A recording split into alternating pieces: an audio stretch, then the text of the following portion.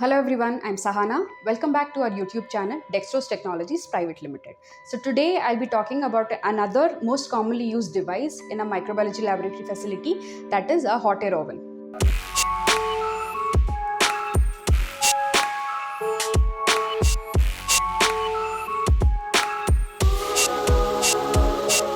Okay, so hot air oven is otherwise called as forced air circulation oven.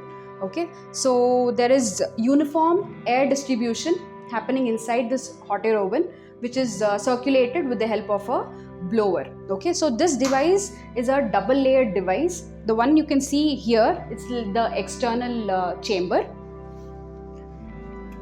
In between there is a insulation layer. Okay, and what you can see is the inner chamber, which is made up of stainless steel. This inner chamber comes with various tray slots. Okay, these are all the trays on which you can keep the equipments or samples in order to dry, either bake or for sterilization purpose. So that is what a hot air oven is used for. So what all can be kept inside a hot air oven is that you can keep glasswares for sterilization, and also samples such as powder samples or any other samples which you use for your project purpose, from which moisture content has to be removed. So that is how basically a hot air oven works. So it removes the moisture from the sample, making it completely dry.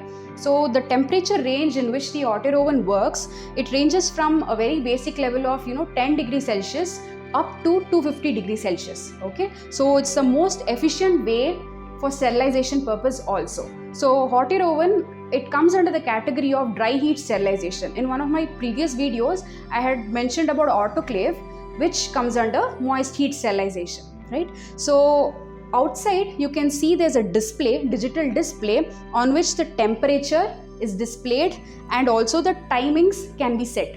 So some higher versions of hot air oven comes with microprocessor based PID temperature controller and timer controllers, where you can set the temperature at which you want the drying or sterilization to happen, and also the time period for it also can be set.